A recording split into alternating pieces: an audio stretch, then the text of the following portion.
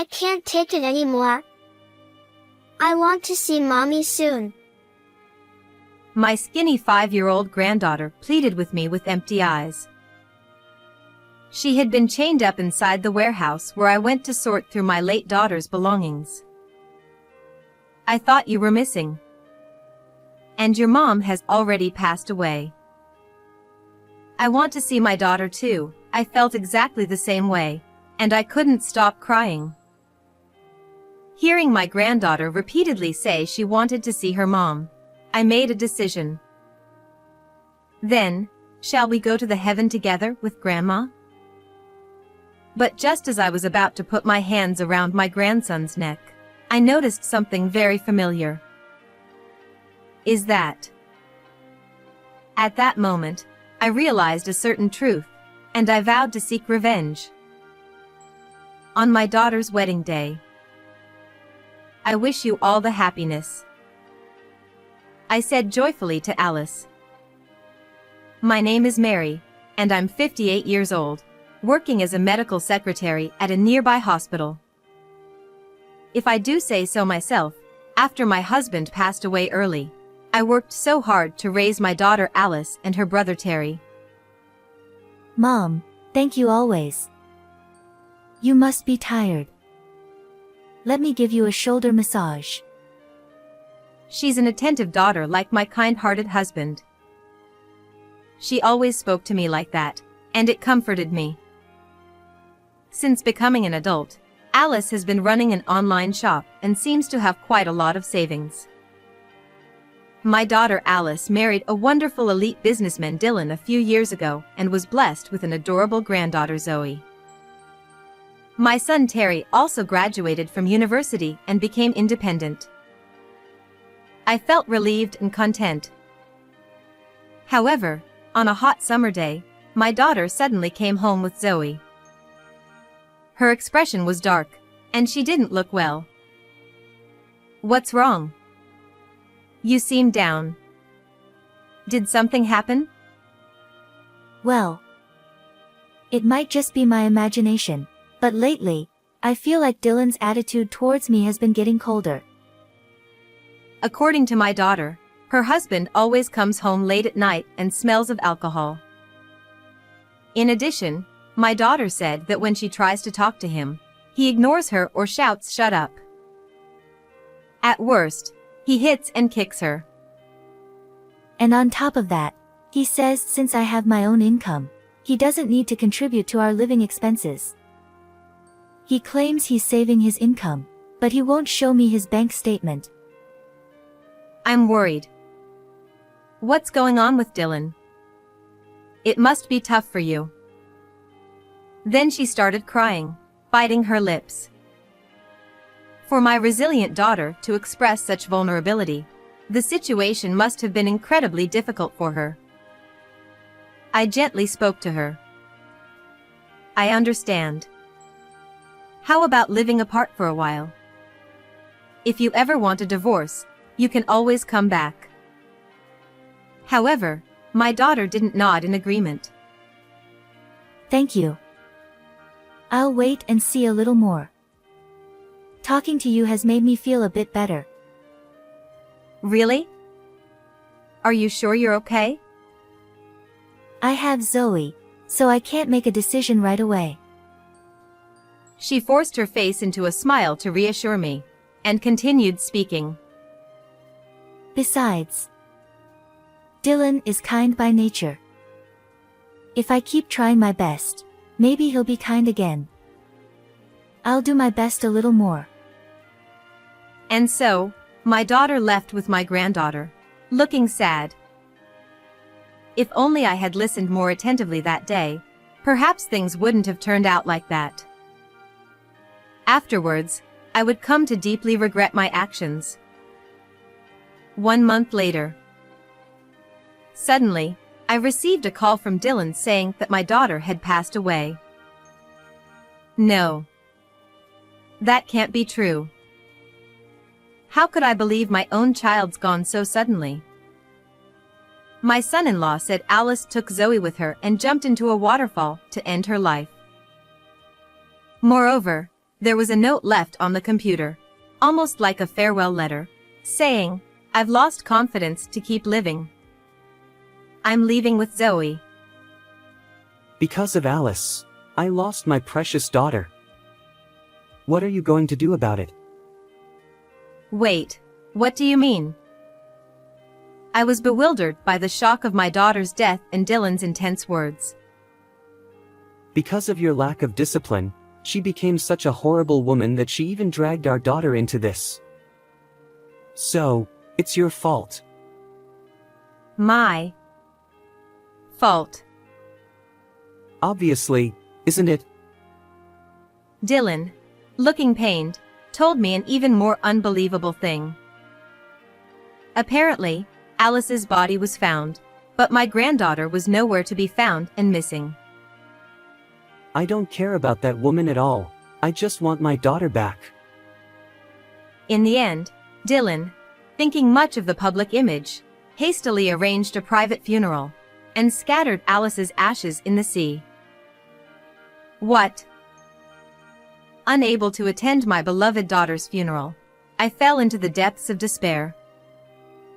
After that, I couldn't focus on anything, and I took a leave of absence from work. Whether I was asleep or awake, the images of my daughter and granddaughter kept coming to my mind very often, and I couldn't stop crying. It felt like there was an endless source of tears in the human body.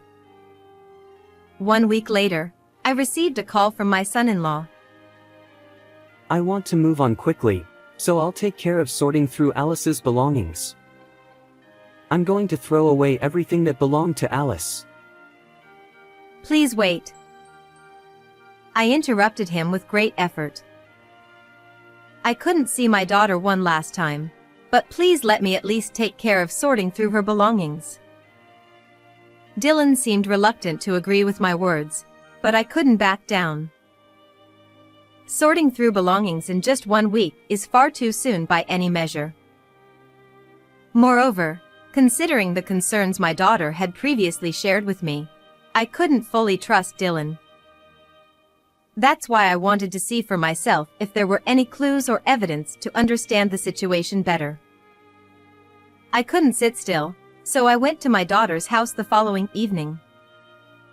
Since I couldn't reach Dylan, I waited at the front door, but he didn't return even late into the night. I reluctantly called him again, and he immediately exploded in anger. It's so rude of you to show up like this. I'm working late today, so just go home. Besides, I told you I'll take care of Alice's stuff. Don't ever come to my house again. I'm sorry for interrupting you, but Alice gave me a spare key just in case. So, is it not okay if I use it to get in? Ha! No way. Absolutely not. Unbelievable. You're such an audacious old hag. I'll sue you. I was shocked by his cold words, but Dylan didn't seem to care and continued yelling angrily before abruptly hanging up the phone. I didn't have the courage to enter the house without permission, so reluctantly, I started to leave. However, at that moment, I suddenly noticed a strange odor hitting my nose. It smelled like rotting garbage. What is this smell? I followed the scent to its source and found it coming from the warehouse in the backyard shed. I went to the back of the warehouse, having a bad hunch, and peered through a window. Then I saw something moving. It was dark, making it difficult to see clearly, but it looked almost like a living creature. What is that? I felt a shiver down my spine, but I knew I couldn't just leave it. I tried to open the warehouse door, but the old lock was broken, and something like a makeshift bar was preventing the door from opening from the inside. However, after I shaked the door vigorously a few times, I managed to get it open. And then, cautiously, I entered inside. There, to my utter shock, I found my missing granddaughter chained up. Zoe. I rushed over in a panic, and my granddaughter looked up at me with a puzzled expression. Grandma. Around my granddaughter, there were lunchboxes emitting a rotten smell and partially eaten bread scattered. Additionally, there was a bucket containing waste. This is awful. Poor thing. I was more shocked by the situation than relieved by Zoe being alive. And gently, I hugged my little granddaughter. But she was thin and had vacant eyes. I can't take it anymore. I want to see Mommy soon. I couldn't stop crying when I heard that. Grandma, take me to Mommy. All right. Shall we go together? As I felt a strong sense of loss from losing my daughter, I placed my hand on my granddaughter's neck, thinking of going to heaven with my granddaughter. At that moment, I noticed a necklace around Zoe's neck. It was a necklace I had given my daughter as a protective charm, and hanging from the necklace was a key that shouldn't have been there. Where did you get this key from? I asked, recognizing the key, and my granddaughter explained to me. This is. After hearing what my granddaughter said, I felt a surge of anger that made my blood boil. So that's what happened. I'll never forgive this. I found a pair of pliers in the shed and managed to cut the chains. Then I took my granddaughter and headed to someplace. Then I resolved to seek revenge in place of my daughter. The next day, my son-in-law stormed into my home. His eyes were bloodshot, his brow furrowed, and his face was bright red, a truly terrifying visage. Hey! You took Zoe, didn't you? She's my daughter. Give her back. Oh. What are you talking about? I called you so many times last night and you didn't answer. You must be the one who took her. With his face turning even redder, my son-in-law continued shouting, seemingly unaware of his own contradictions in what he was saying. But Zoe is missing, isn't she? Then, my son-in-law faltered for a moment in his words and glared at me intensely. After letting her go through such horrible things, how dare you call yourself a father? She's a selfish daughter who wouldn't listen to her parents, so I was just disciplining her. Besides, Alice took her own life because she was troubled by raising Zoe. Dylan listed out how difficult and uncontrollable his own child was. I've never heard such a thing before. Of course, if I told you, you'd just spoil Zoe. That's why I said she was missing. It's my right as a parent to do whatever I want with my child. It's none of your business, old hag. But chaining her up and locking her up like that goes beyond discipline. I'm going to press charges. Then, suddenly, my son-in-law smirked and said, "You have no evidence at all," and mocked me. Who's going to believe what that kid says? I have evidence. There should be medical records from the hospital. I showed him the pictures of Zoe from that time, which were saved on my phone. When did you? Give that to me, you old hag. Dylan lunged at me, trying to snatch my phone away. At that moment, someone came out of the next room and shouted, "Stop," and grabbed Dylan's arm to stop him. It was my son, Terry. Why are you here? Let go of me. Actually, I had told my son Terry about finding my granddaughter Zoe the day before, and he rushed over to help me. Held down by Terry, who had been trained in wrestling during his school days, Dylan looked pathetic. I know you took Alice's savings. I know you got violent when Alice found out about your affair and injured her. I'm sorry for the confusion. Here's the complete translation. How do you know all that? My son-in-law gave me a puzzled look. I heard it from Alice, my daughter. Ha! Is she alive? I told Dylan, who turned pale with surprise, about the circumstances when I met my daughter. As it turns out, the necklace my granddaughter was wearing had the key to my childhood home. Though it's now an empty house, I kept it as a memento. And at that moment, my granddaughter pleaded. Mom said this necklace is her child. Mom is hurt. Please help her. Upon hearing that, I found a ray of hope that my daughter might still be alive.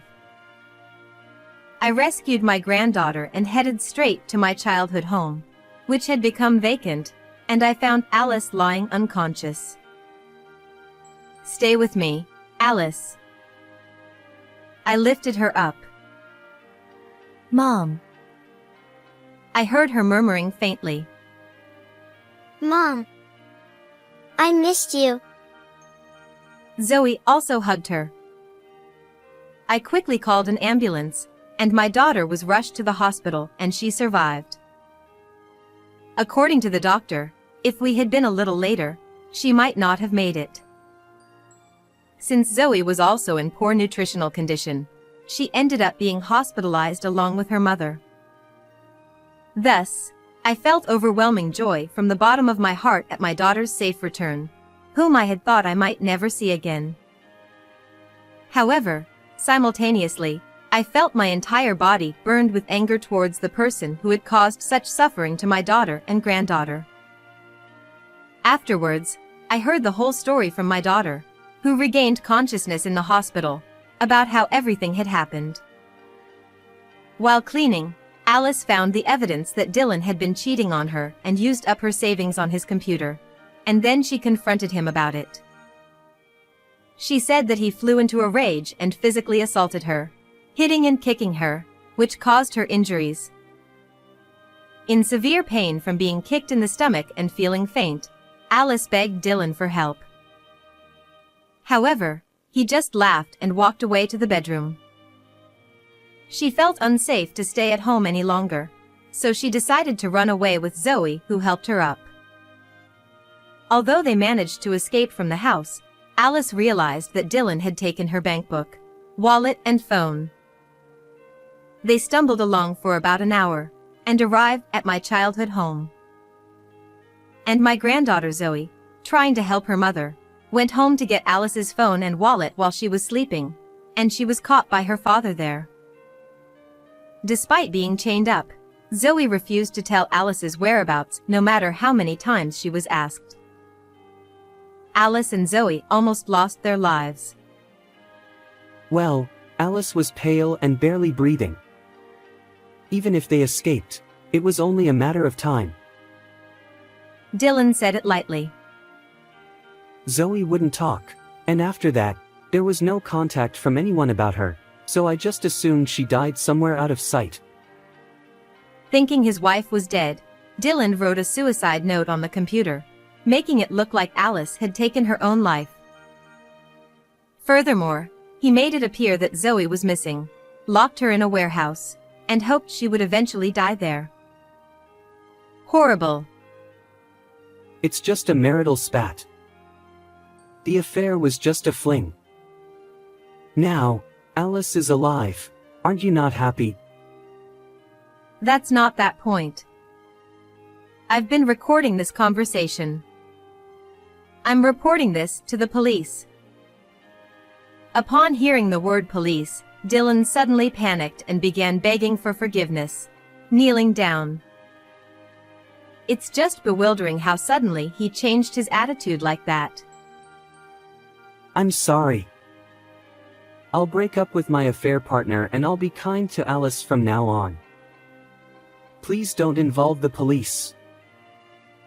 I can't believe what you say. When I refused, he tried to cling to my arm. If I get caught, Zoe will be fatherless. Is that what you want?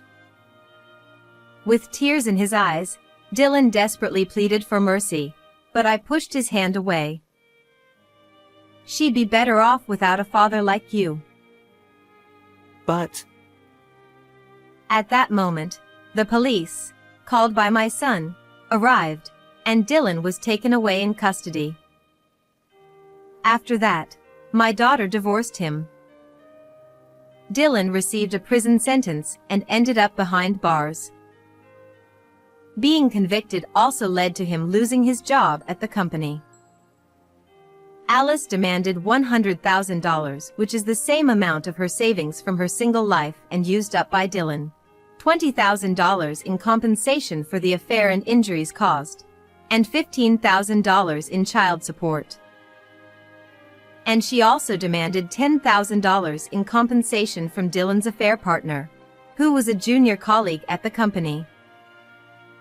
It seems Dylan intended to quickly throw away Alice's belongings and move in with his affair partner, but the affair partner wasn't serious about him. Dylan's parents learned of his actions, apologized to my daughter, and sold their land to pay compensation.